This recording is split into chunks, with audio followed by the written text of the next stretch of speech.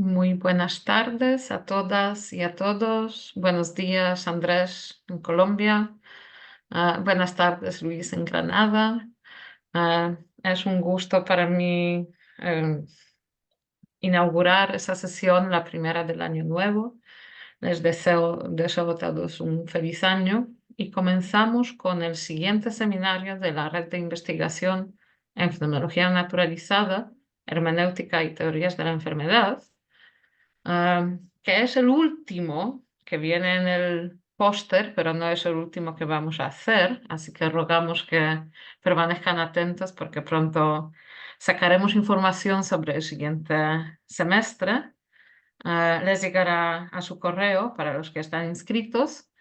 Y es nuestro verdadero placer anunciar esa última conferencia del primer semestre con una persona que es muy querida por todos nosotros y que ha accedido a compartir su reciente investigación, el profesor Luis Sáez Rueda de la Universidad de Granada. Antes de presentar a nuestro invitado, quería recordarles que la dinámica de este encuentro va a consistir en una ponencia de aproximadamente una hora del profesor Luis. Luego abriremos un turno de pregunta, que es cuando les abriremos micrófonos, antes no. Eh, y la duración total está estipulada en una hora y media a más, según vayamos viendo los tiempos de exposición y de preguntas. Así que, sin más, les doy la bienvenida y pasamos ahora a la presentación de nuestro invitado. Andrés, por favor.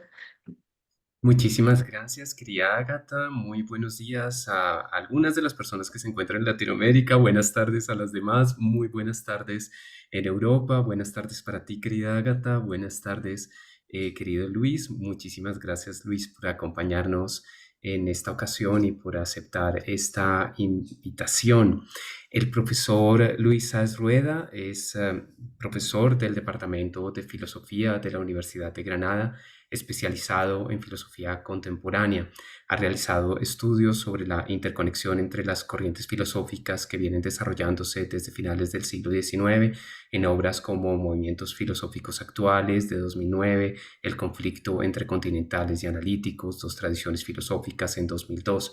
Es coordinador del grupo de investigación La imagen barroca del mundo, investigador principal del proyecto de investigación Herencia y actualización del barroco como etos inclusivo y miembro de Iberlab, Unidad de Excelencia, Crítica, Lenguas y Cultura en Iberoamérica. Sus intereses de investigación se centran en temas relacionados con la ontología crítica de la sociedad, el pensamiento de la diferencia, estudios interdisciplinares entre filosofía y psicopatología y muchos otros. Quisiera destacar los tres libros más recientes del profesor Luis Sáez: Tierra y Destino, publicado por la editorial Herder en Barcelona en 2021, El ocaso de Occidente en 2015, también con la editorial Herder, y Ser errático, una ontología crítica de la sociedad, en Madrid, editorial Trota en 2009.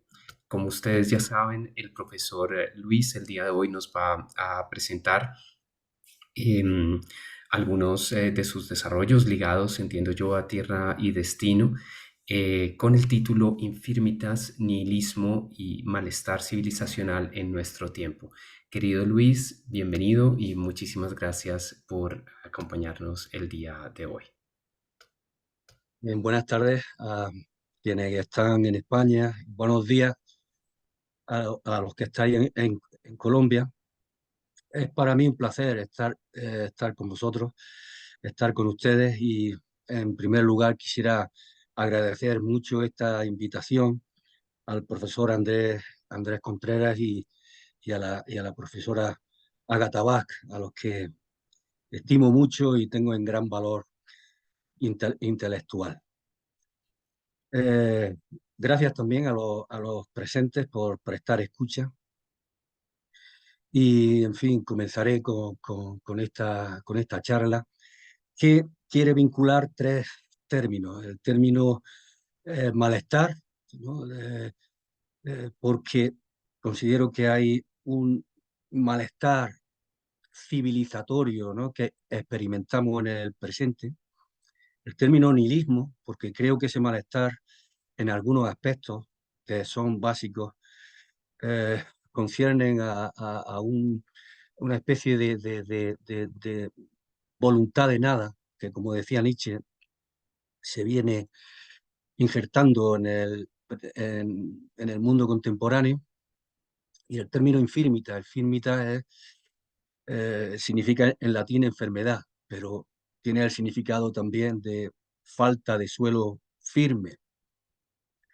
Y, en fin, el término me ha servido para inspirarme porque contiene gran significado. Voy a comenzar eh,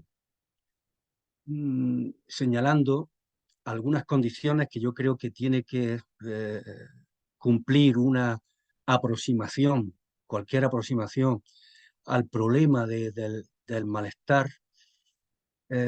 Luego proseguiré eh, esbozando algunos trazos de una teoría de la civilización, muy pocos, que desarrollé en el ocaso de Occidente, porque sin una concepción de lo civilizatorio tampoco se puede desarrollar bien, adecuadamente, pues un análisis, ¿no?, de por qué una civilización puede entrar en ocaso y puede entrar incluso en procesos patológicos, ¿no? Finalmente me referiré al malestar y haré una semblanza de algunos de sus aspectos, haciendo uso de investigaciones que recogí no ya solo en el ocaso de Occidente, sino en Tierra y Destino. Bien, hay dos condiciones que posee el problema mismo. En primer lugar, si hablamos de malestar civilizacional, hemos de disponer de una teoría de lo colectivo civilizacional, una teoría sobre qué es una civilización y cómo tiene lugar su devenir. Percatémonos en este punto de que lo que constituye una civilización no es la sociedad. Sociedad es un término que está ligado a una colectividad más concreta, a una nación, por ejemplo, y en relación siempre con una organización política. Una civilización engloba a una multitud de sociedades. Su suelo básico es otro. Creo que es la cultura. La cultura, en un sentido, podríamos decir, hermenéutico, es decir, como el sustrato de una comprensión del mundo y de una autocomprensión del colectivo, de su identidad. Cultura es espíritu, en un sentido próximo al que utiliza Hegel en la fenomenología del espíritu, aunque prescindiendo de sus supuestos dialécticos. Una civilización es, ante todo, pues, una cultura, un espíritu, en la que, como el origen latino del término ya incorpora, se cultiva un espíritu compartido. En segundo lugar, hemos de alejarnos, creo, del dualismo mente-cuerpo y así de la idea de que el malestar psíquico es mental y no corporal. El ser humano es una unidad y el malestar afecta a esa unidad. Si superamos este dualismo en el plano de lo colectivo, el problema reside ahora en no separar cultura y naturaleza. ¿Cómo superamos esta decisión que hemos heredado de la modernidad? Por lo pronto parece claro que habría que alejarse de dos concepciones opuestas y que constituyen dos extremos. La primera está vinculada a la idea del fantasma en la máquina. La cultura sería lo espiritual en medio de una naturaleza maquínica. ¿Qué consecuencia ha tenido esta primera concepción de la relación entre naturaleza y cultura? El fantasma que vive en la máquina de la naturaleza ha sido desde Descartes la razón, el hombre como ser racional por encima del resto de la naturaleza. Si tiráramos del hilo de este supuesto, nos encontraríamos ya con un primer elemento del malestar civilizacional, la racionalización de la existencia. No nos ha bastado definirnos como seres racionales, sino que hemos emprendido ese proceso que Max Weber llamó racionalización del mundo de la vida, la cual está acompañada por un progresivo desencantamiento del mundo. Dos procesos simultáneos que amenazan con sustraerle a la existencia inmediata su imaginario y cosmovisiones creativas. La racionalización del mundo de la vida va unida a la destrucción de toda esa fascinación y misterio de la que gozaba la existencia cuando humanos e inmortales convivían juntos en Atenas. Los dioses han huido y de aquella imagen cálida de vida, decía Schiller, solo quedan ya las sombras. El desencantamiento del mundo impide cada vez con mayor intensidad vivir en una comunidad de interrogantes, enigmas y misteriosos retos. Esto ha traído consigo, como dice Franco Berardi, la muerte paulatina de rituales colectivos que funcionan como drenaje y canalización de deseos ocultos, obligando así a que cada cual acabe gestionando sus propias emociones de modo clandestino. Tal desritualización colectiva está a la base de muchas neurosis obsesivas que adoptan la forma precisamente de solitarios rituales de repetición. Ahora bien, por otro lado, tenemos el polo contrario. Frente a esta racionalización y desencantamiento, asistimos a una actitud reactiva, es decir, resentida, que conduce a un reencantamiento totalmente mitológico y fantasioso. Algunos ejemplos son los siguientes. La exhumación del encanto como experiencia de lo que es sagrado para uno mismo, lo propio, lo singular, lo irrepetible, mi yo narcisista, mi fondo inexhaurible, auténtico. También la mitologización nacionalista de la tierra o de algún terruño, de la patria, en fin, que tendría un destino histórico sagrado y por encima del resto de los mortales. Este fetichismo narcisista de los territorios convive con un repudio hacia el extraño, hacia el inmigrante, hacia el desheredado de la tierra. El crecimiento de la derecha radical a la que asistimos hoy es en parte una forma resentida, una reacción resentida contra la racionalización de la vida. Y tenemos finalmente una sacralización de la naturaleza, en la que se introduce un espíritu o un mágico poder. Aquí caben todos los misticismos sobre la naturaleza que hoy pululan, ¿no?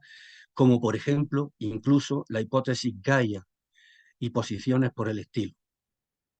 Porque en la posición Gaia se toma la Tierra como un ser vivo, y en fin, la Tierra en su totalidad no es ningún ser vivo, es un planeta con vida, ¿no? En fin, hay muchos misticismos, ¿no?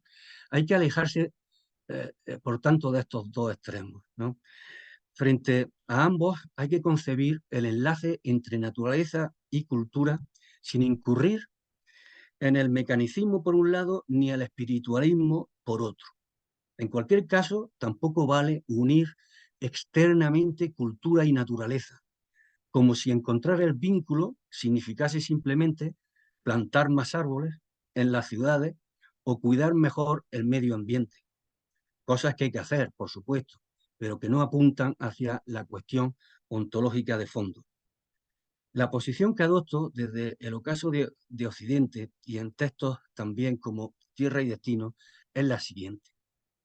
La naturaleza no es una máquina, como estamos acostumbrados a pensar desde la modernidad. Es una naturaleza que se autoorganiza y se genera, se crea a sí misma. A esto lo llamaron los presocráticos physis. A la idea de physis ellos unieron un término que hoy no termina de calar en la reflexión filosófica, a pesar de que Merleau-Ponty, Bergson, Simondon y Deleuze al menos han intentado reactivarlo con gran profundidad. Se trata del término génesis. La génesis es un dinamismo vertical, el de la natura naturans, que hace naturaleza. Un dinamismo vertical de generación de la naturaleza naturata, es decir, de las facticidades físicas y biológicas. Nosotros nos encontramos con realidades ya individuadas, completas, una montaña, un animal. Pero estas realidades son lo que está dado. No podemos partir de lo meramente dado, sino que es necesario indagar cómo lo dado ha llegado a ser desde un fondo preindividual de fuerzas y tensiones. Hay dos formas de entender el devenir. De un modo horizontal, hablo de horizontal y vertical, claro está, ¿no? De un modo metafórico. De un modo horizontal, digo, el devenir significa que el ser cambia y se transforma. Pero existe este otro devenir, que es el vertical del llegar a ser. ¿Cómo llega a ser lo dado y concreto desde lo más informe e indefinido? Esta es la pregunta por ese devenir que se denomina génesis. Pues bien, la fisis es una génesis de la naturaleza desde sí misma. Y dicho esto, ¿qué lugar ocupa la cultura en la naturaleza? La cultura tiene un lazo que no es externo, sino que es interno con la fisis natural. La génesis genera estratos, lo inorgánico, el estrato de lo orgánico, el de lo cultural. Lo cultural, pues, es un estrato de la génesis y, por tanto, esta es la tesis, hay una fisis cultural. Desde hace unos 20 años me esfuerzo en intentar mostrar la importancia de concebir a la cultura de este modo.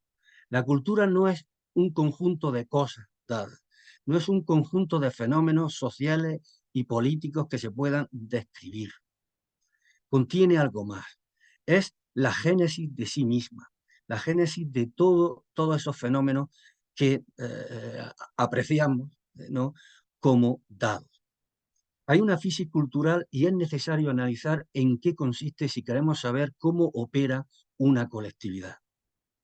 Continuamente estamos eludiendo este carácter genético de la fisis cultural.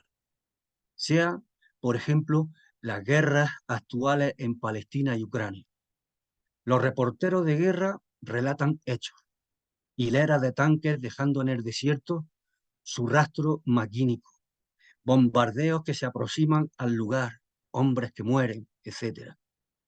Pero tales reporteros no nos podrán jamás narrar la fisis, la génesis, sino solo un buen escritor o una persona muy implicada y desde el lugar mismo. Estos contarían tal vez muchas cosas invisibles bajo lo visible, el emerger continuo, el emerger unas veces concentrado, otras diseminado, de la muerte, el brotar pululante del miedo, el nacer sin cese de la desventura de un pueblo y de la arrogancia de otro.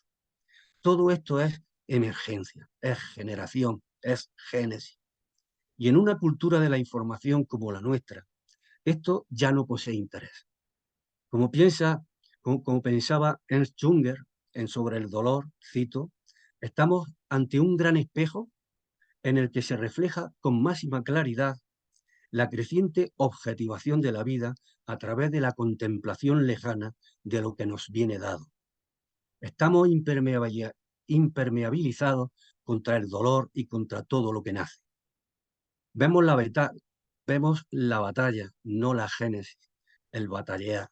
Vemos la muerte, no la génesis, el morir. Lo que acontece lo reducimos a un resultado de hecho. Nos hemos situado desde hace tiempo en lo generado y nos hemos inmunizado contra la génesis de lo generado. Intentaré analizarla de un modo más detallado. Distingamos dos niveles en el colectivo de una civilización. El primero, que para entendernos representaría mediante una línea vertical, es el nivel de la génesis, el nivel que llamo gestante. Este nivel es acontecimental, es un estar gestándose la colectividad. Este nivel es el cultural propiamente dicho, o sensu stricto. Por arriba, una línea horizontal. Tenemos ahí el nivel que llamaré gestionario. Es el nivel en el que lo gestante es gestionado y configurado como algo ya organizado y fácticamente objetivado. ¿En qué consiste, mirado más en detalle, la dimensión vertical, la gestante? Simondon y Deleuze nos han enseñado a entender el mundo preindividual como problematizante. Sigo esta convicción en estas consideraciones. La cultura gestante es un conjunto de problemas en acto, vivientes, en movimiento, que trata de una problematicidad que no es la que se hace el ser humano subjetivamente sobre el mundo, sino de una problematicidad presubjetiva y real, perteneciente a un fondo transsubjetivo. En el fondo de una cultura se trenzan 1000 tipos de fuerzas que en su enlace generan problematización. Deseos, tendencias, propensiones, resistencias, miedos, fobias, filias, etcétera, son fuerzas subcutáneas que por debajo de la conciencia de los individuos se tejen entre sí. Abajo, en el subsuelo cultural, conforman en su entretejimiento campos de fuerza, que son conjuntos de relaciones tensionales. De ellos están haciendo continuamente un conjunto de problematizaciones, un campo de problematización. Y este campo problemático es intensivo, cualitativo, inmaterial.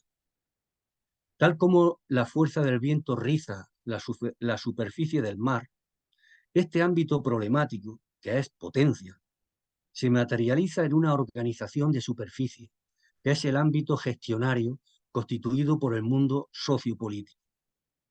Se podría decir que esta materialización sociopolítica organizada es la resolución de lo problemático que subyace en el nivel vertical genético.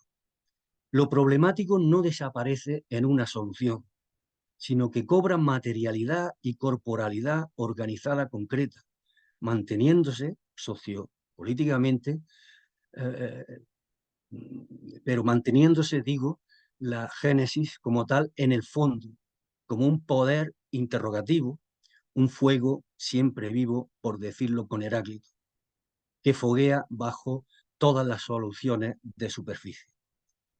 Problematizaciones culturales en la profundidad gestante se corporeizan, se materializan en conjuntos institucionales, en normativas legales y éticas expresas, y en un corpus jurídico y una forma de organización en suma sociopolítica. En cada época, este enlace entre verticalidad problemática y gestante, por un lado, y horizontalidad resolutoria, por otro, se da de un modo peculiar. En el siglo XVII, por poner un ejemplo, en el barroco, el espacio gestante está constituido por fuerzas de diversa índole, que trenzadas conforman una problematización viviente y precociente. ¿A qué nos debemos atener? Si los criterios absolutos de carácter político y religioso están cayendo, se puede suponer que experimentaban. ¿Cómo naturalizamos la visión del mundo? ¿En qué lugar queda ahora lo divino? ¿Por qué es ahora un Deus asconditus que nos ha abandonado? ¿Cómo preservar las apariencias en un mundo de lobos? ¿Es la vida un teatro?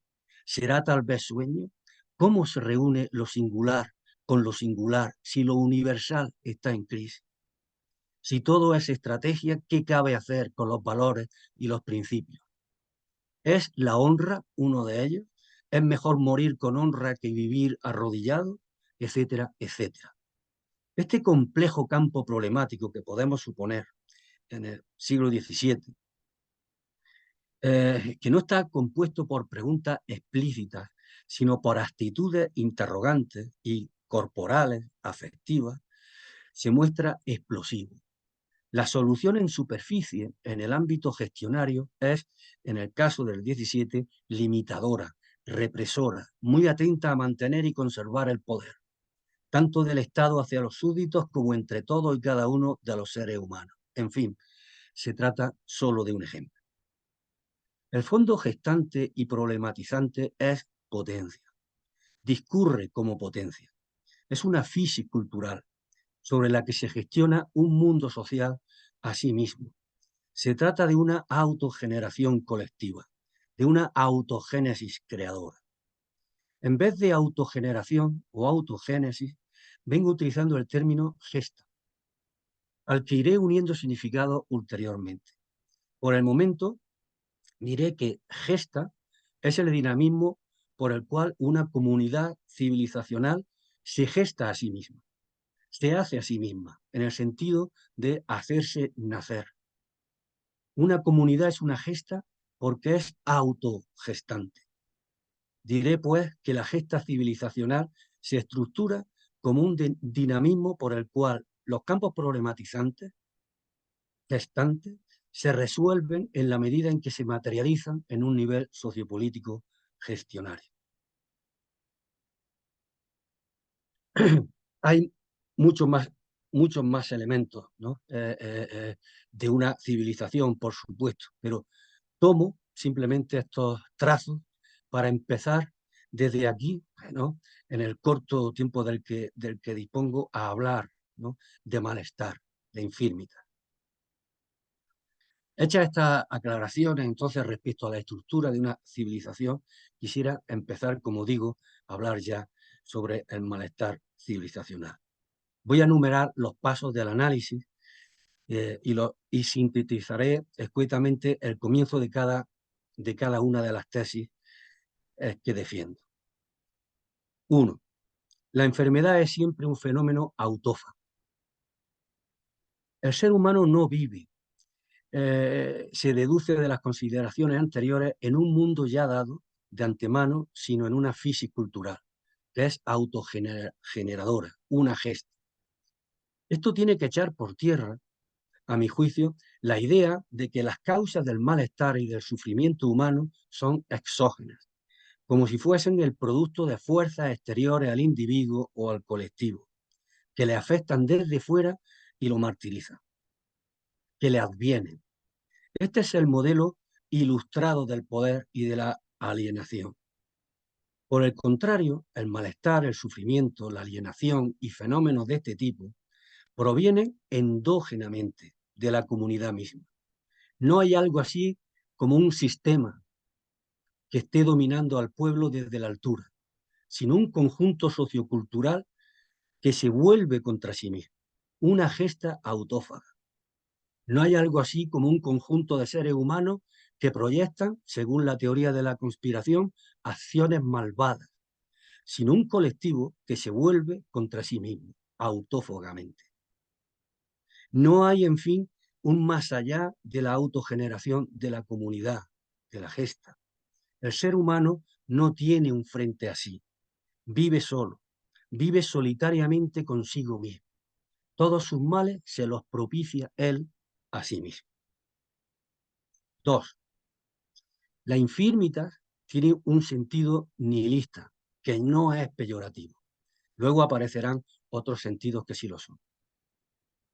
Enfermedad se dice en latín infirmita, que significa también falta de suelo firme. Utilizo este término por su capacidad para recoger significativamente muchos aspectos de lo que creo nos ocurre en el presente. ¿Cuál es el sentido nihilista y no peyorativo de la infirmita? La gesta colectiva, la autogénesis, parte, como he señalado, de campos problemáticos en el nivel gestante. Y bien, un campo problemático no es precisamente un suelo firme. Es todo lo contrario. Lo problemático surge de la ausencia de fundamento. La idea de que el mundo humano no dispone en su devenir de ningún fundamento parmenídeo sólido y seguro, parece algo sobrecogedor y hasta espeluznante. Nos coloca ante la nada, o mejor, ante la presencia de la nada, ante la presencia de una ausencia. Pues la nada no es algo, sino una sustracción, una ausencia de suelo firme, primero y acogedoramente fiable. A esto se unen los dos grandes diagnósticos sobre nuestra época y sobre el nihilismo.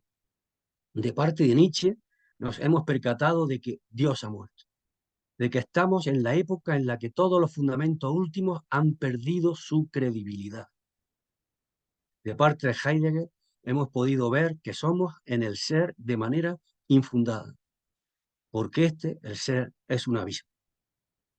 Pues bien, estas infirmitas que somos, es decir, esta falta de suelo firme de nuestro ser y en particular de nuestra existencia en la presente época, tiene la forma, si la miramos bien, de un nihil productivo. No posee el rostro de la nada, de ese nihilismo burdo, zafio, según el cual la vida no vale nada o es nada vacía, huera. Se trata de otro nihilismo, inherente a la comunidad y que es más humano, más próximo a nuestra experiencia. El de que, el que consiste en que el mundo humano es y posee valor imponderable, precisamente porque tal sustracción de suelo firme convierte la aventura del ser humano en algo que diría yo, quizás con un término excesivamente romántico, maravilloso. Sin suelo firme, sin fundamento, la aventura de un ser que no sigue el dictamen de unas reglas preestablecidas es lo que acontece al ser humano, que es generador de sus propias reglas. Un ser, por tanto, libre, que no actúa bajo el comando de un mecanismo primordial y encuentra en sí sus propias potencias para seguir una dirección. Esta maravilla nos convierte a los hombres en dueños de nuestro propio destino, aunque solo a condición, paradójicamente, de no ser su principio ejecutivo. Y eso, me parece, es grandioso. El ser humano es errante, vive en la infirmidad y por eso cada vez que habita, deja de habitar en el mismo acto, se cobija en una cultura y al mismo tiempo está en marcha, en extradición continua. Esta condición imprime en nuestra existencia y también en la colectiva cierto fondo trágico, a mi juicio. Estamos expuestos a hacernos nacer una y otra vez, sosteniéndonos errantemente sobre la nada. Pero este fondo trágico, que no es consciente y que sale a superficie solo en circunstancias de gran dolor, es lo que determina también el heroísmo humano. La existencia en sí misma, ella es heroica. ¿Cómo podríamos experimentar la fuerza de un proyecto de vida sin que nos jugásemos el ser mismo? ¿Cómo podríamos vivir con sentido si no estuviésemos dispuestos a dar la vida por algo? ¿Cómo podríamos hacernos cargo de nuestros desfallecimientos y errores personales como si de su superación dependiese la dignidad misma de la humanidad? Si del ser humano se puede decir que le cabe la esperanza de alcanzar nobleza de espíritu, coraje, valentía en la problematicidad que lo envuelve, gratitud hacia la vida, etc. Si del ser humano podemos decir que le cabe la esperanza de estas y tantas otras cosas hermosas, es porque en general es posible aseverar que es un ser capaz de sostenerse sobre la nada, sobre la ausencia y el retiro de un camino ya trazado o previsible, de sostenerse en la infirmidad. Que la cultura sea una gesta significa también, por tanto, que es el espacio de las gestas humanas y que por mucho que éstas acaben frecuentemente en catástrofe, son las de un ser que se cae y se levanta y que vive heroicamente en una batalla. El mundo cotidiano ya es heroico. Cualquier aspecto de nuestra existencia es heroico sin que lo notemos. Solo por eso el ser humano es creador de valores, metas o propósitos que muchas veces exceden sobradamente su capacidad. El ser humano es el ser que por disponer del arrojo necesario como para sostenerse sobre la nada, se pone retos que están por encima de sí mismo. 3. El agente patógeno de nuestro presente es la agenesia, la incapacidad para crear. Agenesia significa exactamente incapacidad para gestar.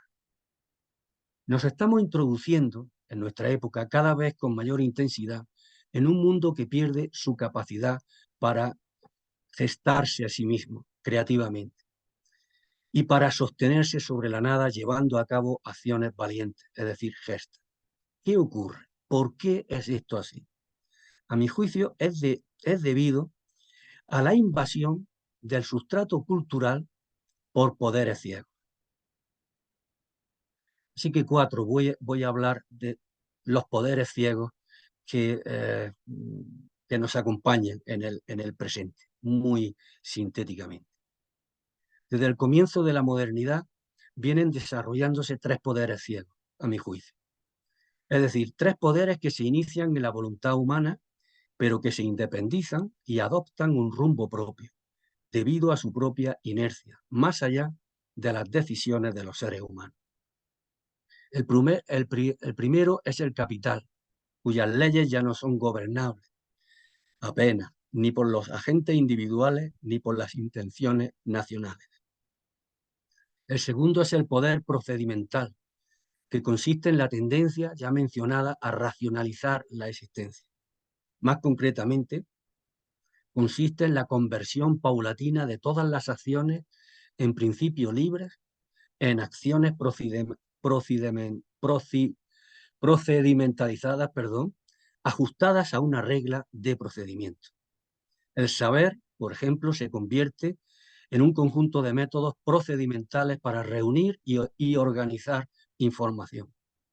La enseñanza se convierte en procedimientos pedagógicos cada vez más tenaces y estúpidos.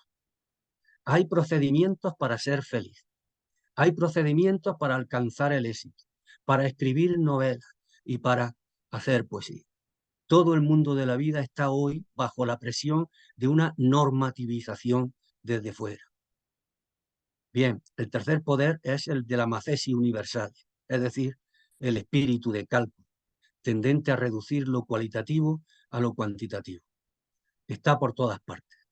La inteligencia artificial, por ejemplo. Ella intenta reducir la mente a un complejo proceso algorítmico y computacional. La ley de los grandes números. La ley de los grandes números actúa en política de forma que la singularidad de los individuos desaparece. Y hay muchos ejemplos más. Pues bien, estos tres poderes ciegos actúan hoy como destinos y se trenzan según las circunstancias. El resultado es un poder al que he llamado gestionario. La autogénesis procede, como vengo diciendo, a través de una dimensión gestante y problemática que se materializa en una dimensión gestionaria de carácter sociopolítico. Pues bien, los poderes ciegos a los que me refiero sustituyen hoy a esa gestión que tendría que hacer el mundo sociopolítico de los campos problemáticos. Se convierten ellos en gestores ciegos. Se convierten en procesos que penetran en el plano gestante y colapsan los campos problemáticos. Quiere decir esto que la problematicidad del fondo cultural es resuelta por estos mecanismos ciegos y anónimos. Todo lo que desde ese fondo es cuestión, interrogación, forja de nuevos problemas, es deglutido por ellos. Tales mecanismos actúan como resolución mecánica y ciega del sustrato problematizante en el nivel gestante. Este dominio de los poderes señalados, sin embargo, adopta una forma aparentemente libre y se camufla como si fuesen la sociedad y los gobiernos quienes responden y resuelven. Es un poder gestionario y ello por la siguiente razón. Los poderes ciegos que componen este paradigma general y global gestionan el nivel de los campos problemáticos sometiéndolos a sus reglas internas e inerciales, pero esto equivale a anularlos y vaciarlos. Es un poder que actúa de forma nihilista, esta vez de un modo peyorativo. Y como administran en la medida en que reducen a una nada vacía al nivel gestante, el poder gestionario consiste, dicho en una expresión, en la organización del vacío. Nuestra existencia presente es este dinamismo vertiginoso en el que lo que se organiza y administra es el propio vacío, la ausencia de un sustrato problematizante a nivel colectivo. Ustedes podrán juzgar por sí mismos si es esta una tendencia real en nuestras sociedades avanzadas.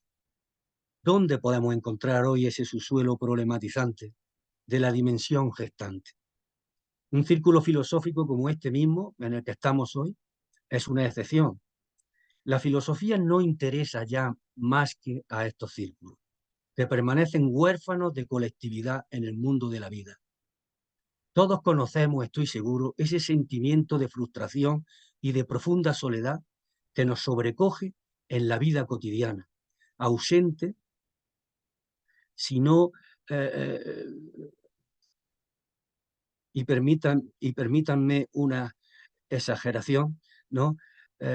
Censurada. Es decir, la filosofía misma no solamente está ausente, ¿no? Sino incluso censurada. Se nota. Esta pasión filosófica pareciera, a ojos de muchos, una mera profesión técnica, cuando no un lujo que la sociedad no debiera, por probidad, permitir. Pero no se trata de las preguntas filosóficas explícitas. Me he referido a ellas simplemente para orientar la atención. Lo que desaparece poco a poco es la capacidad de vivir problemáticamente. Vivir problemáticamente consiste en vivir irrigado por una inquietud que conduce a indagar acerca de todo lo que nos concierne como seres humanos. Estamos, por ejemplo, en una situación mundial que se parece mucho a aquella que constituyó el comienzo de la Segunda Guerra Mundial. Y sin embargo, priman los intereses más próximos, más caseros y hasta más privados. Estamos en una revolución científica a través de la física y de la biología, que es quizás la más radical y de mayores proporciones de la historia de la humanidad. Y sin embargo, nada importa de ella al común de los mortales. Estamos en una crisis espiritual de grandes dimensiones y sin embargo los problemas son privatizados, como si no dependiesen de una colectividad global y se originasen en las cavernas inconscientes del individuo que tiene que ir al psiquiatra o al psicólogo. 5. La administración del vacío, a la que me he referido, da lugar a una ficcionalización del mundo. En efecto, la administración del vacío solo puede ser soportada por la comunidad si al mismo tiempo es creada la ilusión o autoengaño de una verdadera vida. La vida se convierte en algo que hay que construir desde fuera. Somos constructores de vida, con el fin de producir la apariencia de que hay vida. La existencia libre, autoorganizada, autogestante, es sustituida por una gigantesca ficcionalización teatral, en la que ella misma es el personaje central. El problema no reside hoy en el gran desarrollo que tienen las tecnologías del así llamado mundo virtual. Reside en que el mundo al que llamamos real no es menos virtual que aquel. Que seamos neobarrocos consiste precisamente en que sentimos profundamente que nuestra vida se convierte en teatro y sueño a un ritmo veloz. 6. La infirmita se puede entender ahora de un modo más concreto como una autonomización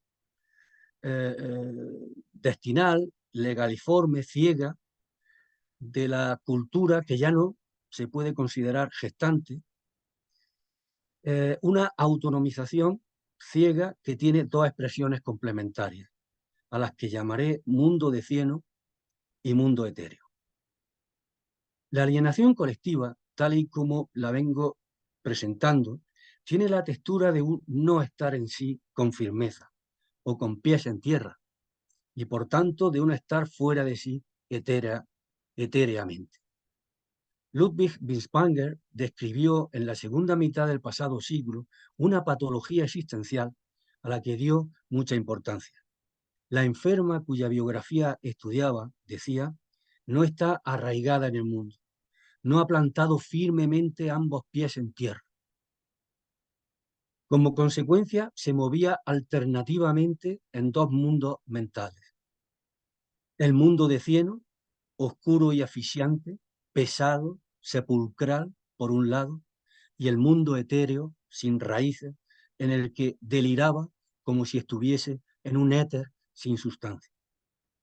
Creo que estas dos categorías se pueden trasladar desde lo individual al malestar transindividual de la enfermedad. Las tomo aquí prestadas y adapto su sentido. El mundo de cieno es la vida vacía que se produce a resulta de la progresiva destrucción de nuestra fisis cultural, de nuestro sustrato gestante, por la invasión de estos poderes ciegos. Ese sustrato es experimentado entonces como un fondo nutricio que no es tal, como un fondo, por tanto, cenagoso. El sujeto herido por este mal ya no puede mantenerse, porque el suelo sobre el que pisa es este cieno. Como consecuencia, no puede tampoco defenderse ante el proceso de racionalización del mundo de la vida y el resto de inercia autonomizada. No puede defenderse de la multitud de deberes, obligaciones o reglamentaciones que emanan del funcionamiento social. Es absorbido por un devenir extraño a él, manifiesto en el rumbo del fetichismo de la mercancía y más allá en la ingente máquina social traspasada por la racionalidad instrumental y la macesis universal. Expresado de otro modo, los individuos y las colectividades que viven interiormente como si pisasen una tierra de cieno, sienten que son dominados por un funcionamiento autonomizado, maquinal, que les suplanta su Ítaca interna, su mundo interior. Sienten que se les ha robado el lazo que los vincula a la profundidad de la tierra, que es la fisis cultural. Al mismo tiempo les afecta la sensación de un vacío y entonces quieren llenarlo con objetos y logros puramente materiales, cuantitativos. Buscan llenar ese vacío infatigablemente, como el que sube cada día un peldaño más alto en una escalera hacia ninguna altura con sustancia. Escalera de éxito profesional, de reconocimiento externo, de pertenencias cosificadas, de poder sobre otros, cadena de mando. El ser humano siente así que se desploma hacia un suelo que lo deglute autófagamente, suelo de légamo pantanoso. La depresión, un fenómeno que según la OMS aumenta hoy en todas partes, tiene este aspecto, más allá de las peculiaridades psicológicas de cada cual. Es un hundimiento en una tierra de cieno. Ahora bien, de este hundimiento en tierra de cieno, tiene el sujeto angustiado que salir. Hace lo imposible por recuperar entonces la firmeza de lo telúrico. Pero ocurre que esta firmeza ha desaparecido en su mundo, pues la comunidad que lo rodea tampoco encuentra el suelo sólido ni habita recogidamente en ninguna morada cultural. De la tierra de cieno sale el ser humano angustiado, por tanto, huyendo hacia otro suelo artificial que es imaginario. Se interna así en el vaporoso mundo etéreo que es más ágil y le ofrece un bálsamo. Este es, pues, el término final más habitual de la enfermedad. En él ya no hay peso, sino una ligereza que puede aliviar al principio, pero que se convierte en inquietante ineludiblemente después. ¿Dónde estamos cuando alienados estamos en el mundo etéreo? En ningún lugar. Se trata, por ejemplo, del espacio interconectado, virtual, de velocidad, de movimiento. También del no virtual, porque el vértigo y el continuo movimiento de un lado a otro que impone hoy el vertiginoso ritmo vital destruye toda morada. Cuando estamos en el mundo etéreo, vagamos simplemente en un continuo lugar sin morada. tanto el ciberespacio como el espacio no virtual del trabajo, de la rápida comunicación cotidiana o del consumo ávido de cultura liviana, remiten a un espacio profundo sin orientación, sin un aquí que sirva de referencia para convertirlo en morada comunitaria. Es un espacio sin paisaje, desprovisto de relieve, homogéneo, desvanecido en lo igual, como ese tan inhóspito de los inmensos espacios siderales sin materia alguna. Voy a terminando. En último lugar, hablaré sobre otro aspecto de la infirmita que, a mi juicio, consiste en la ruptura de una atracción cultural que está promovida, si la civilización es vital, por una tensión entre comunidad y pueblo. En el ocaso de Occidente me refería a una tensión que es responsable del devenir colectivo, la tensión entre comunidad y pueblo. ¿Cómo tiene lugar un devenir en la cultura? ¿Cómo es generado desde sí mismo el proceso, el movimiento, la transformación? Distinguiré entre comunidad y pueblo. La comunidad es céntrica, está constituida como una especie de hogar al cual se pertenece y es completamente palpable, visible, nos rodea y envuelve constantemente. Pero una centricidad no puede existir sin una excentricidad. En la centricidad misma hay un opuesto que se tensiona con ella, porque tiende hacia sus límites. Este es el pueblo. El pueblo arraiga en la comunidad, en su centro, pero es en el fondo excéntrico a toda comunidad dada, porque porta este conjunto de campos problemáticos de los que vengo hablando. En virtud de ello, se convierte en un dinamismo que tiende a romper todo centro comunitario para extraditarse hacia una nueva tierra. Si la comunidad es visible, el pueblo es invisible. Es la pura excentricidad en el interior de la centricidad. Entre comunidad y pueblo encontramos algo muy diferente a una continuidad alternante,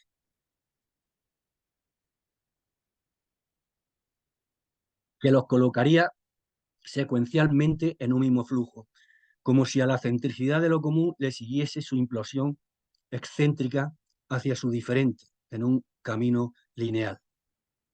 Aunque la comunidad y el pueblo se relacionen en la inmanencia, tal relación no es de contigüidad. El pueblo está siempre radicado en la comunidad o en la conforma, pero al mismo tiempo está erradicado respecto a ella, por paradójico que parezca. Se trata, además, y de un modo más preciso, de una diferencia de potencial, de gradiente intensivo entre comunidad y pueblo, que genera una tensión productiva. La unidad discorde, comunidad-pueblo, es como un motor de todo desplazamiento civilizacional, de todo devenir en la cultura. Es una tensión mutante. La centricidad del primero y la excentricidad del segundo no son estados, sino ámbitos cargados intensivamente, cuya disyunción porta una diferencia de potencial. Pues bien, el colapso cultural por los poderes ciegos, que ha dado lugar a la organización del vacío y a la oscilación entre mundo de cielo y mundo aéreo, provoca también en el presente una ruptura de la tensión entre comunidad y pueblo. La falta de este diferendo es un diferendo, entiendo que un diferendo es una diferencia de carácter intensivo. La falta de este diferendo es otra de las causas fundamentales del nuevo malestar en la cultura, la infirmita. El potencial comunitario ha sido absorbido por estas fuerzas ciegas, al servicio del dominio ilimitado.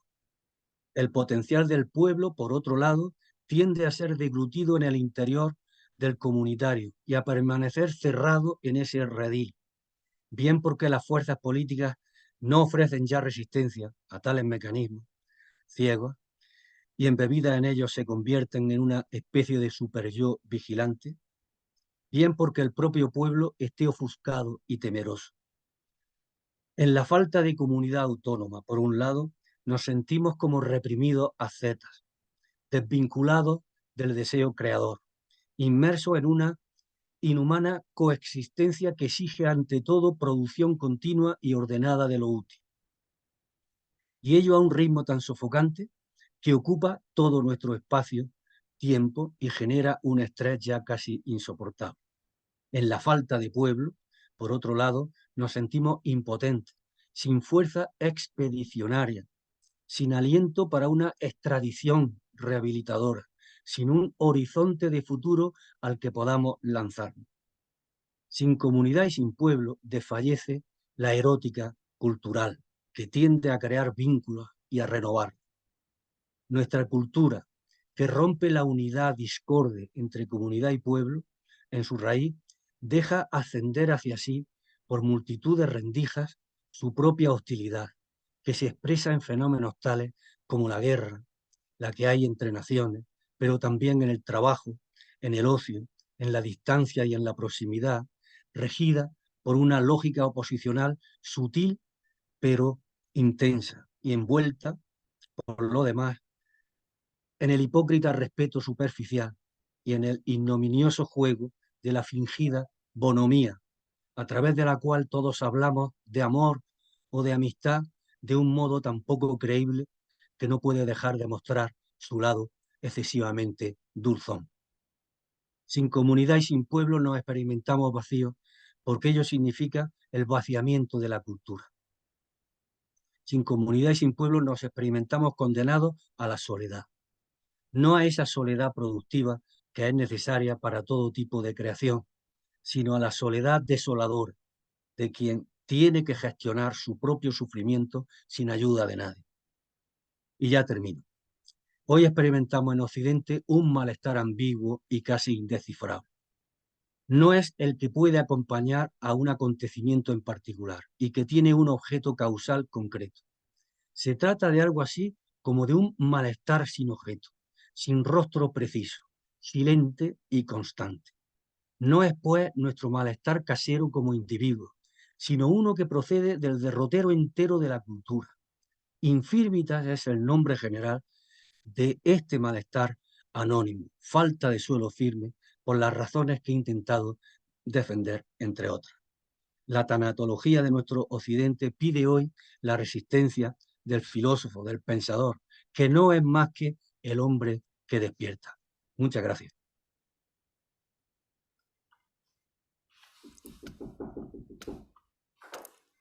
Muchas gracias, querido Luis, por esa ponencia. Yo creo que completa muy bien nuestro primer semestre de conversaciones con perspectivas sobre la enfermedad, el malestar, con una perspectiva ah, que nos sitúa en un plano más global, más ontológico también, en cierto sentido, y que nos insta a replantearnos muchas de las cosas de nuestra cotidianidad. Ah, Quisiera que ah, podamos conversar sobre esos temas, así que abriremos un turno de palabra. Vamos a estar habilitando micrófonos ahora mismo. Si alguien desea comentar algo o preguntar algo, pues le habilitaremos el micrófono. Así que adelante. Tenemos una palabra pedida. Fernando, por favor. No sé, Andrés, si le puedes habilitar el micrófono. Hola, ¿qué tal? ¿Se me Hola. escucha? Sí, Sí, sí. Hola Luis, ¿qué tal? ¿Cómo estás? Hola, ¿qué hay? Muy bien. Bueno, lo primero, enhorabuena por la magnífica ponencia. Como dice Ágata, ha sido el broche perfecto para el ciclo de conferencias de este primer semestre.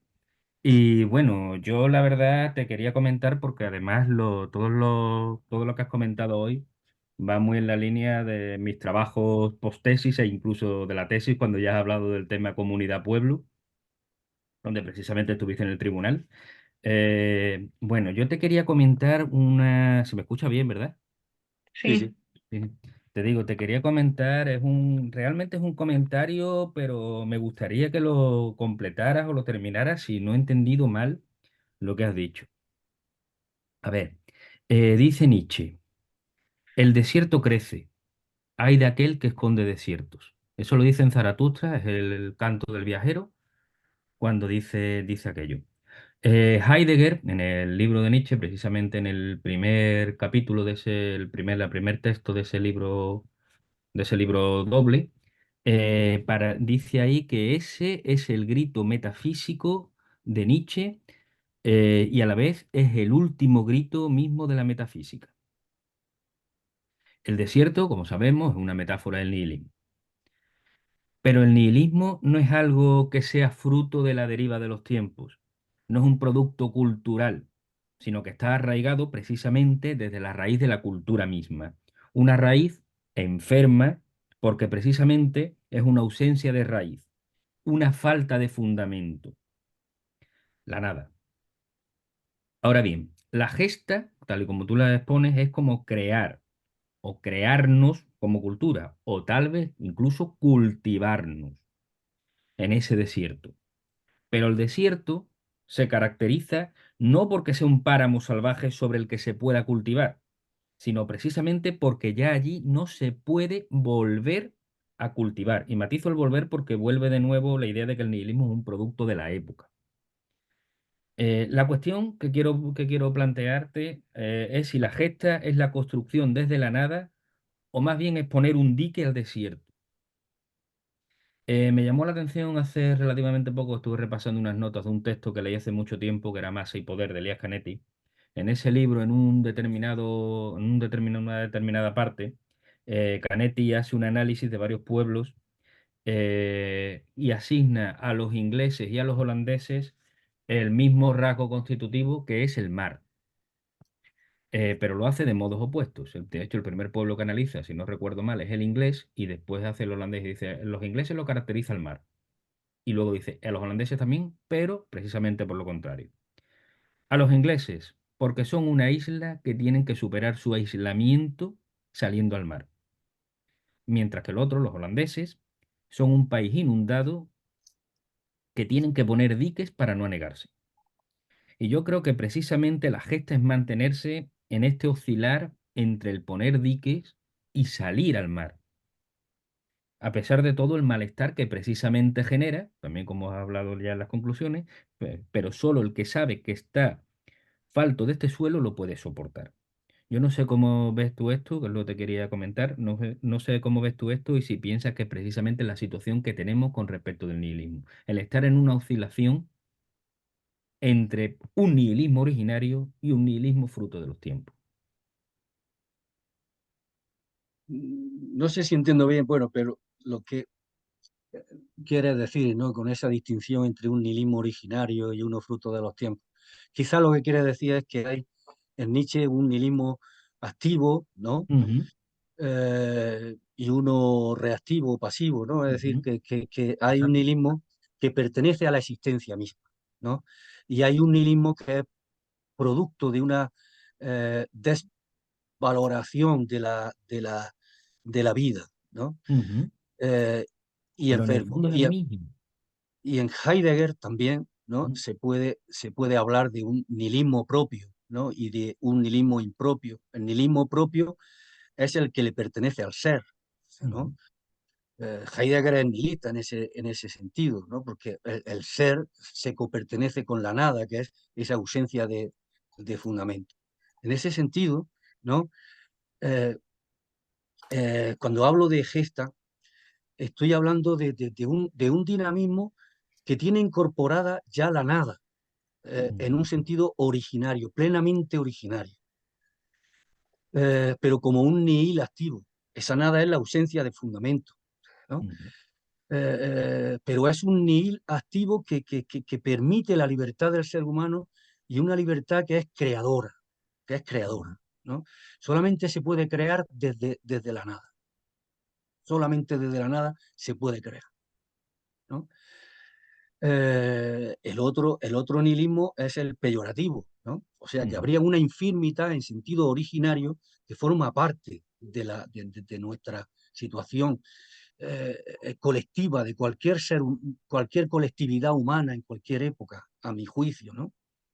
Pero hay una infirmita que es impropia, que es esa generación de vacío, pero un vacío anonadante en este caso. No sé si me estoy refiriendo a Sí, lo sí, que tú van por ahí. pensabas. Ujú, va por ahí. Y por eso te agradezco el comentario.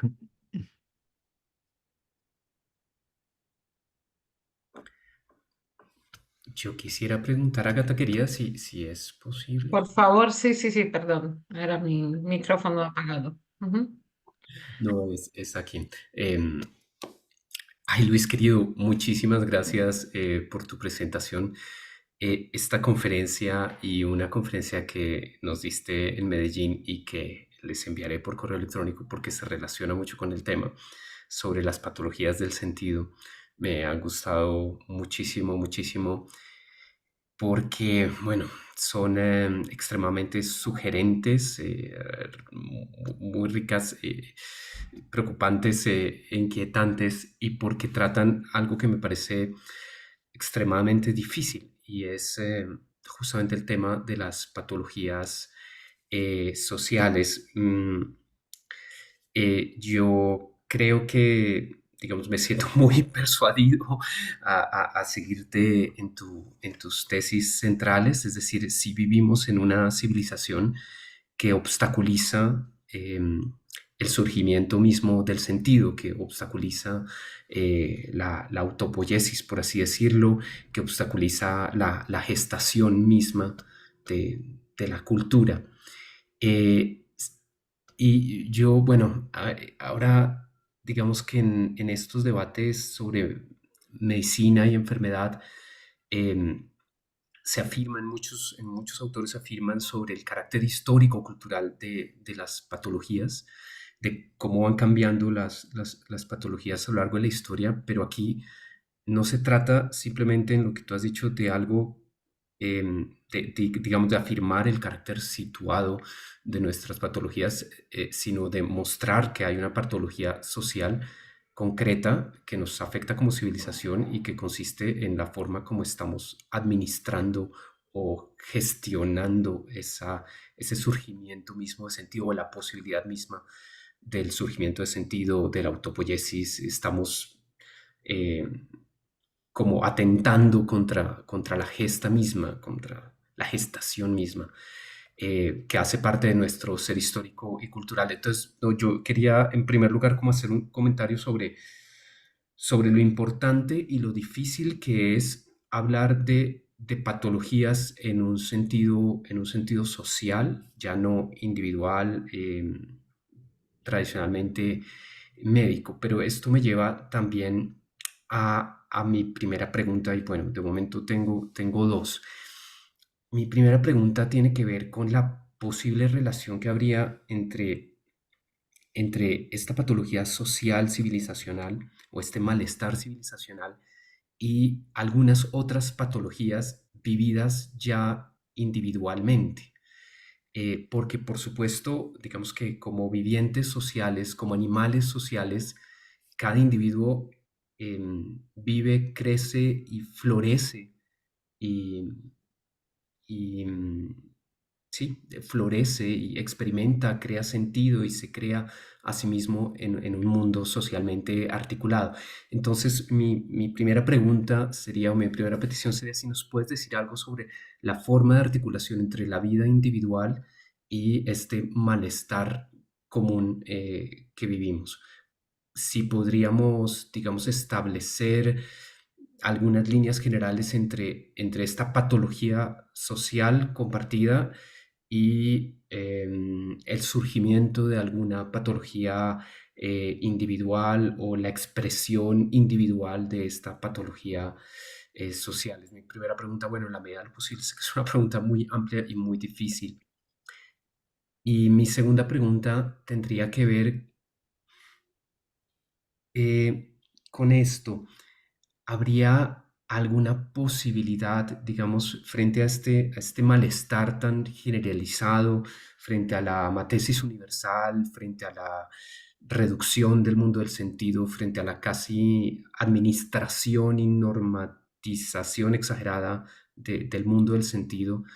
eh, ¿No hay algo así como una esperanza? ¿No hay algo así como una posibilidad de salirse de la administración de ese sentido? ¿No hay en toda, no conlleva esa misma administración exacerbada del sentido a su propia destrucción, a su propio colapso como administración de todo? ¿Y no habría ahí como un lugar para salirse de ese malestar civilizacional de alguna manera? Bueno, te agradezco mucho cualquier cosa que nos puedas decir al respecto y nuevamente muchísimas gracias porque creo que es un tema extremadamente difícil de tratar y sobre el cual considero que tú has avanzado muchísimo y te lo agradezco mucho. No, muchas gracias, ¿no? A ti por las interesantes preguntas. Verás, yo creo que respecto a la primera, ¿no? Las patologías eh, colectivas, ¿no? Se interpenetran con las individuales en el siguiente sentido, ¿no? Eh, yo aquí tomo como modelo, un poco como referencia a Simondon y la noción de individuación, ¿no? Eh, eh, lo colectivo es lo preindividual y se individualiza, ¿no? Pero la individualización pone algo nuevo. Cada individuo constituye una novedad respecto a lo cultural, preindividual, colectivo, ¿no? Por tanto, hay ahí como una mutua, eh, productividad, ¿no? Pero en la situación en la que estamos, ¿no? Lo lógico sería pensar que, por tanto, ¿no? Hay, eh, por un lado, patologías colectivas y, por otro lado, patologías individuales y que se cruzan, ¿no? Y que se interrelacionan.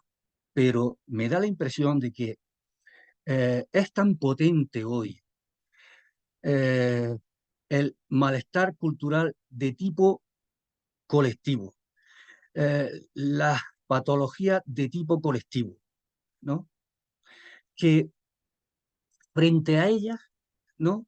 Los, los problemas, las patologías individuales, ¿no?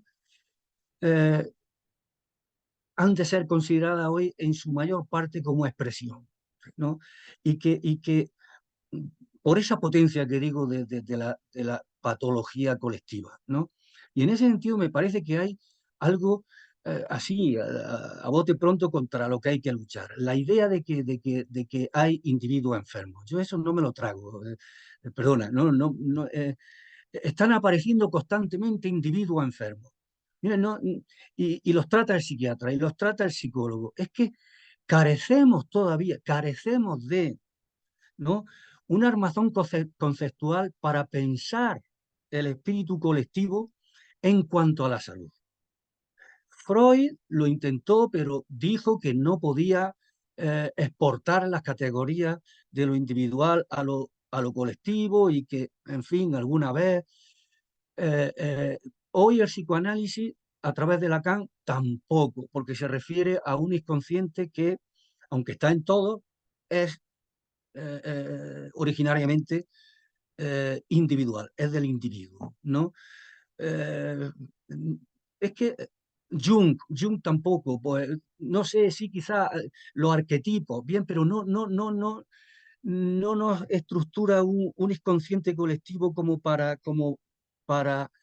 eh, para explicar ahí el nacimiento de patologías que tienen un carácter ontológico. Entonces, hay una fuerte tendencia a exportar lo individual a lo colectivo. Y a mí me parece que eso hay que intentar frenarlo ya, ¿no?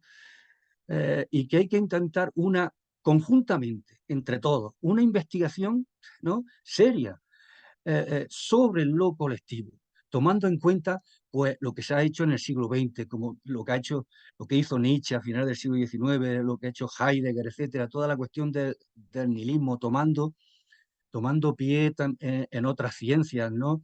Las ciencias de la conducta y relacionarlas con la ontología, etcétera, y eso está por hacer, pero que me parece que se está privatizando el dolor, para decirlo con una expresión, ¿no? Igual que se privatiza todo, ¿no?, se está privatizando el dolor, ¿no? No es que esto es producto de tu historiografía, de tu historia, esto de ciertos complejos tuyos. No, no, no, mire usted, no. Y la psicología actual que tenemos, que es la conductista o la cognitiva, lo que dice es, la realidad está bien, el problema lo tiene usted, adáptese. Es darwinista. Es que da pena. Estamos en una situación en la que carecemos de armas, ¿no? Necesitamos armarnos aquí ya conceptualmente. Y yo no soy pesimista, yo creo firmemente en la capacidad humana para superar sus situaciones, pero me parece que hay que ser realista. Se trata de una crisis, ¿no? Voy a la segunda pregunta, pero una crisis significa en griego, ¿no?, al mismo tiempo derrumbe y posibilidad, ¿no? Luego, una crisis también es la posibilidad que abre a un mundo nuevo, ¿no?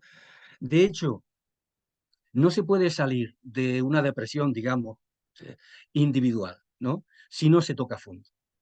Hay que llegar al fondo de esa crisis, ¿no? Entonces, eh, eh, que se digan las cosas con cierto realismo, eh, eso está en función de un deseo de que todo se transforme. Cuanto más conscientes seamos, a mi juicio, de que estamos en una situación muy grave, más posibilidad tendremos de salir, ¿no? Porque creo en eso, ¿no?, que citaba de Hölderlin Heidegger, ¿no? Solamente, ¿no?, eh, el peligro salva, ¿no? Allí donde crece el peligro, crece lo que salva. En fin, tendría que decir muchas cosas más, pero tampoco me quiero extender demasiado. Gracias, ¿no? A ti muchísimas gracias. Yo es que no sé si me puedo permitir un comentario muy breve. Nuestro colega y amigo Robson Ramos Dorreyes, con quien hemos interactuado mucho en estas discusiones sobre salud y enfermedad, suele enfatizar mucho el aspecto existencial del sufrimiento y de algunas patologías. Pero oyéndote, pienso, bueno, quizás muchas veces confundimos aspectos sociales o patologías civilizacionales con aspectos existenciales. Y claro, cuando uno formula las cosas en términos existenciales, las formula en términos individuales. Ahí está, sí, En cambio, ahora que digamos que tú empiezas a construir este entramado de conceptos para pensar lo social y las patologías sociales, pues como que también se abren para nosotros otras dimensiones para pensar el tema de la patología y hacer diferenciaciones entre lo existencial y lo social, que también puede ser existencial en otros sentidos, más social. sí, sí. Es que lo existencial individual, me parece, necesita que lo colectivo esté más o menos saludable. Solamente en una cultura más o menos saludable, colectiva, ¿no?, puede el individuo eh, eh, tomar desde sí y para sí las grandes preguntas, ¿no? Eh, ¿Por qué el ser y no más bien la nada? ¿Qué es la vida? ¿Qué tiene sentido o no? ¿No? Y entonces todo ese asunto existencial necesita un poco de la cultura, en cierto modo, sana, pero la patológica eh, arrasa, convierte eh, a esas situaciones existenciales en meras poses, muchas veces, ¿no? En realidad lo que hay ahí es muchas veces una pose, a mi juicio, como una salida autoexculpatoria, ¿no? Y otras veces simplemente eh, un malestar clandestino, ¿no? Que se toma por personal. Y esto, me gustaría insistir en esto, ¿no? Hay un malestar colectivo. Y esta idea, ¿no? La idea de que haya un sufrimiento que es colectivo, no porque esté constituido por la suma de los sufrimientos individuales, sino el hecho de que haya un sufrimiento que es transindividual, que vive en los entres, en los intersticios, a mí me parece una idea de las más grandes que ha podido tener Nietzsche, ¿no? O Heidegger. Y tenemos que recuperarlo, ¿no? ¿Qué es un malestar colectivo? ¿Cómo lo oímos? ¿Cómo lo experimentamos? ¿Cómo lo sufrimos? Gracias, Luis. Gracias, Luis. Había una palabra pedida, pero bajaste la mano, Martín. No sé si querías intervenir.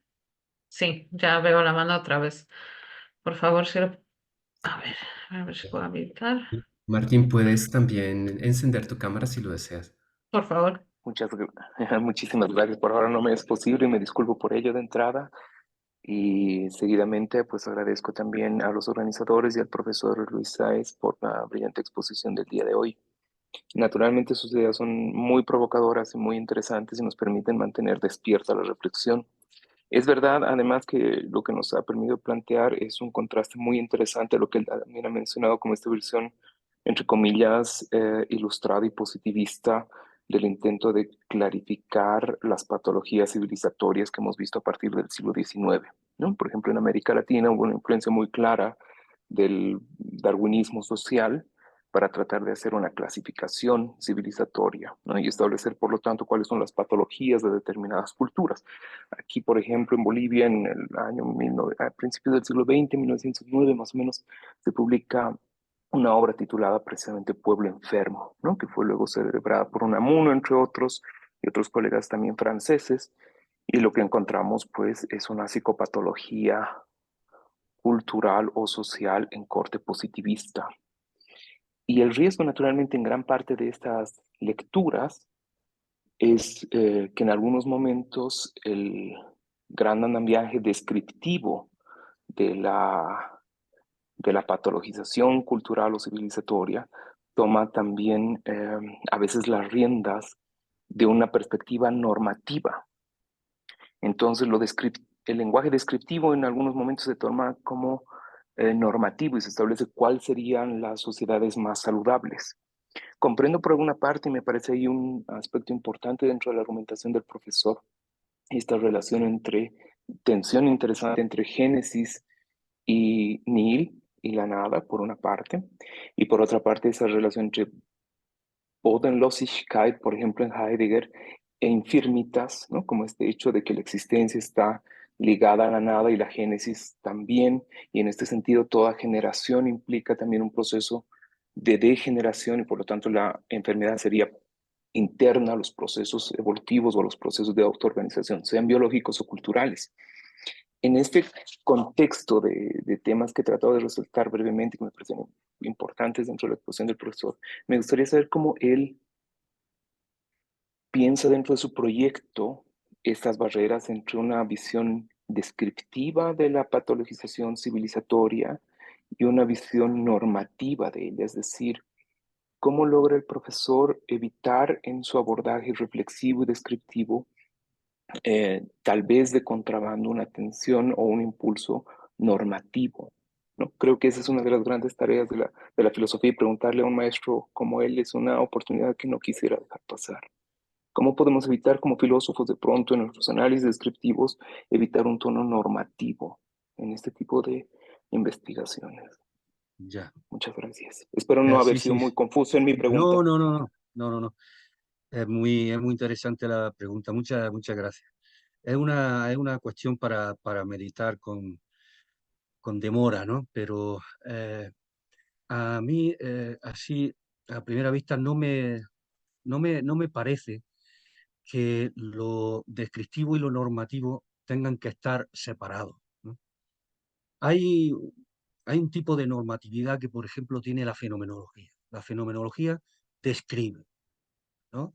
Pero la descripción de lo que hace, por ejemplo, del hecho religioso, pues es normativa en la medida en que discrimina ya entre lo que es religión y lo que no es religión, y una fenomenología, y lo mismo hace una fenomenología de lo estético, etcétera. Heidegger es normativo, sí, porque si analiza los existenciarios del Dasein, ¿no? Pues está analizando lo que es propio en el Dasein y lo está deslindando de lo impropio, ¿no? Otra cosa es una normatividad que venga de una instancia externa, ¿no?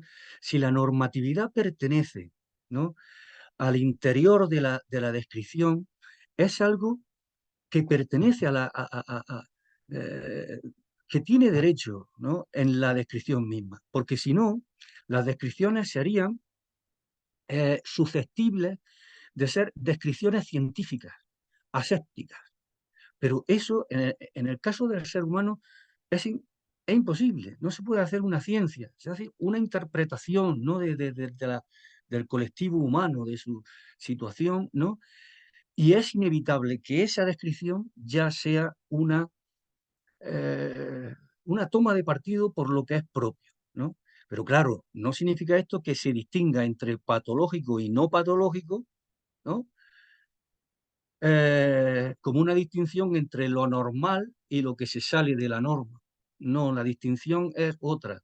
La distinción, por ejemplo, en Nietzsche es lo que hace vivir y lo que destruye la vida. En Heidegger, lo que permite el acontecimiento de ser y lo que lo cierra, ¿no? Bueno, pues aquí en este caso, ¿no?, la gesta, la génesis, es autogeneración, ¿no? Lo contrario de la autogeneración es una autogeneración que se devora a sí misma, que no es creativa y produce, sino que se devora a sí misma.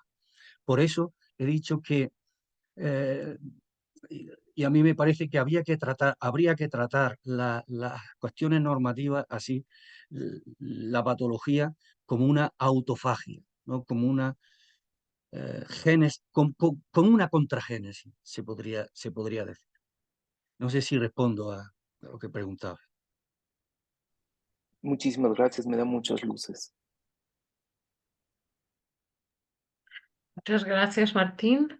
Ah, ¿tenemos alguna palabra pedida más? ¿Alguien se anima?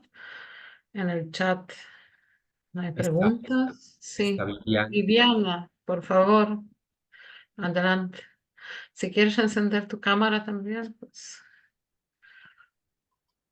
Buenas tardes, profesora Ágata, profesor Andrés y profesor Luis Sáez. Bueno, no es posible encender la cámara en este momento, pero bueno, agradezco en primer lugar la presentación del profesor Luis y quiero hacer una pregunta relacionada con otro abordaje que de cierta manera trabaja este tema de lo patológico y lo existencial y también desde lo colectivo, que es la logoterapia de Viktor Frankl. Resulta que Frankl plantea la dimensión espiritual del ser humano como aquello esencial, aquello que es exclusivamente humano, ¿sí?, que no está en otros seres vivos y que al mismo tiempo carece de posibilidad de enfermar. Para Frankl, la dimensión espiritual no enferma, es pura, ¿sí? Es potencia pura, pero también es pura, es decir, el organismo psicofísico de la persona enferma, pero eso espiritual no, según esa propuesta, que es tomada también desde Max Scheler.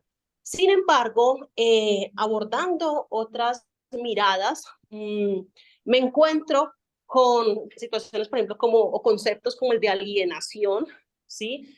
También como el de sociedades enfermas, y es ahí donde cabe mi pregunta, desde su perspectiva, desde su conocimiento, profesor, ¿Usted considera que la dimensión espiritual del ser humano enferma? Es decir, por ser humana justamente y por hacer parte de esa eh, mm, comprensión indivisible e insumable que es lo humano, también está sujeta a la enfermedad?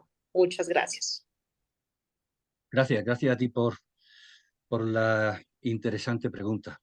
Sí, hombre, eh, depende de cómo lo miremos, del punto de vista que adoptemos, ¿no? El ser humano es un ser espiritual, es corporal y espiritual a un tiempo, ¿no? Y ya depende de qué entendamos por espiritual, ¿no? Eh, para mí lo espiritual es inmanente y es inmanente a lo corporal, aunque no se confunde con lo corporal. La filosofía de la mente tiene todo un trabajo ahí, ¿no? Para desarrollar esto. Entonces, desde cierto punto de vista, el carácter espiritual del ser humano no se ve desplazado. El ser humano eh, es espiritual y sigue siendo espiritual, ¿no? Como decimos, si la existencia, ¿no? Si la existencia se ve alcanzada por una patología existencial, el ser humano sigue siendo un ser que existe, ¿no? Por eso, para entender la enfermedad, ¿no?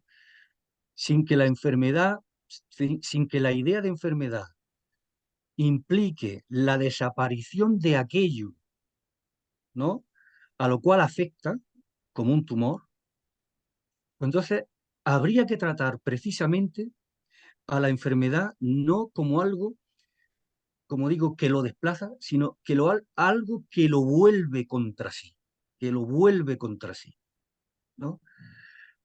Eh, eh, mm, mm, las patologías son, a mi juicio, una potencialidad creativa que se transforma en un tipo de elaboración, en un tipo de generación que se devora a sí misma, que elimina las condiciones de una génesis eh, más rica, más productiva.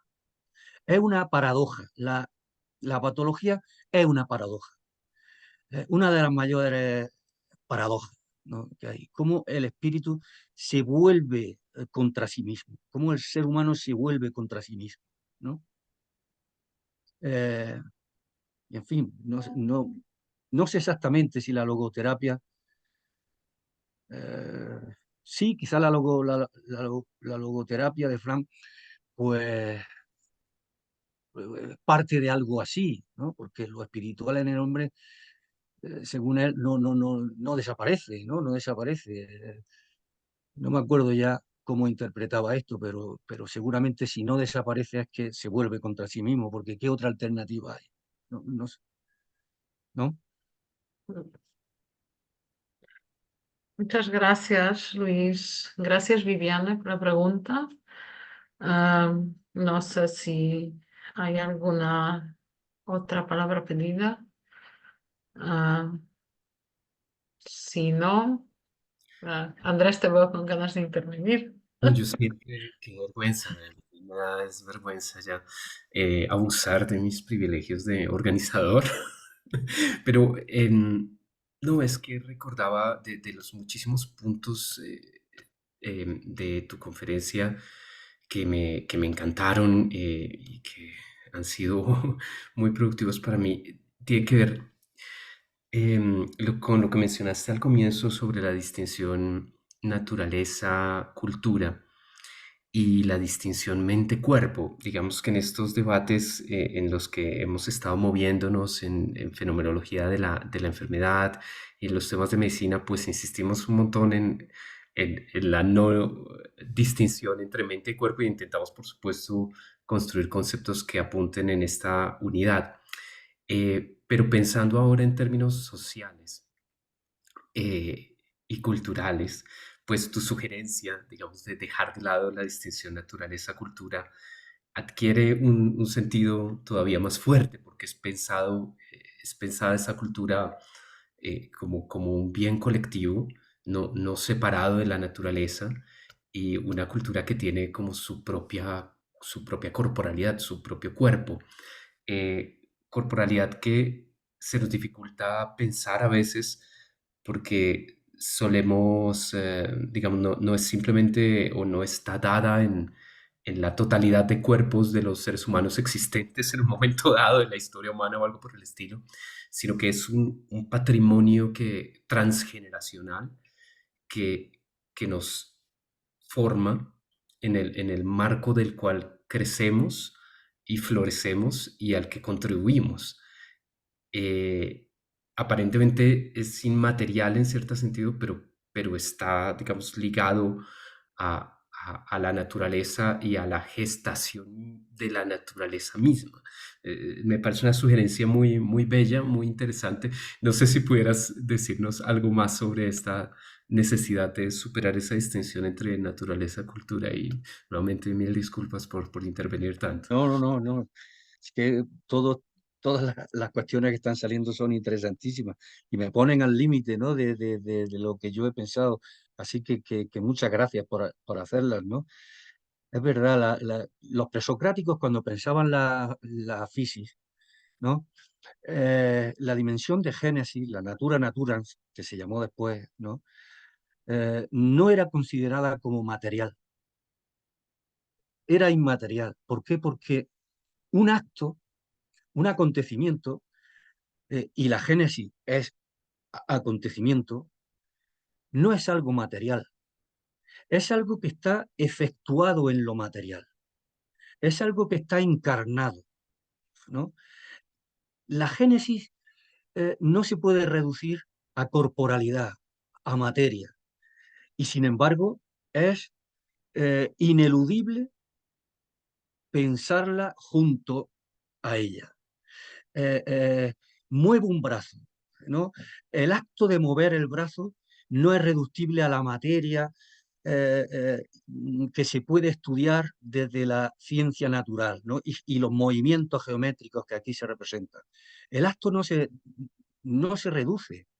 Sin embargo, eh, el acto no es separable del movimiento del brazo. Entonces creo que la relación que hay entre espíritu, ¿no? y materia es la relación que hay entre acto, acontecimiento o génesis y materialización, ¿no? de esa génesis. Eh, eh, es un interior, como pensaba Bersón, un interior de la materia, que no es separable de ella, pero que constituye su dinámica activa.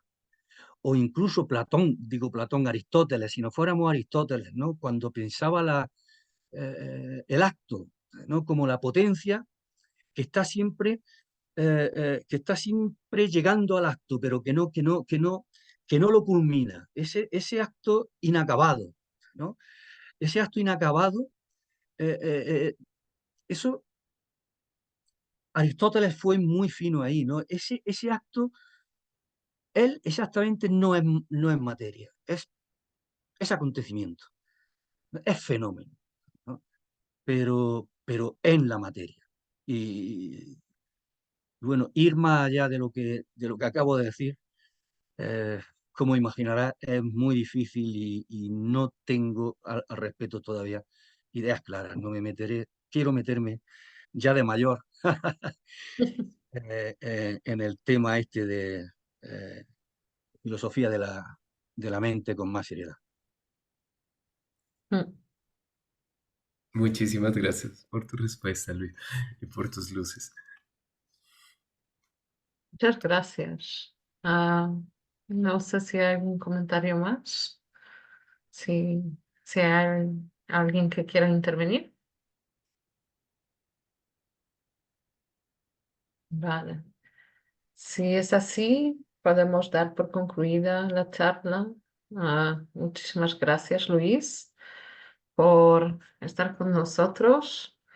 Y ah, otra vez, yo no me imagino una mejor forma de cerrar el primer semestre de nuestras conversaciones, así que mil gracias por aceptar la propuesta. Muchas gracias a quienes estáis con nosotros aquí. La grabación se pondrá en el canal de YouTube, que se remitirá dentro de poco tiempo al correo.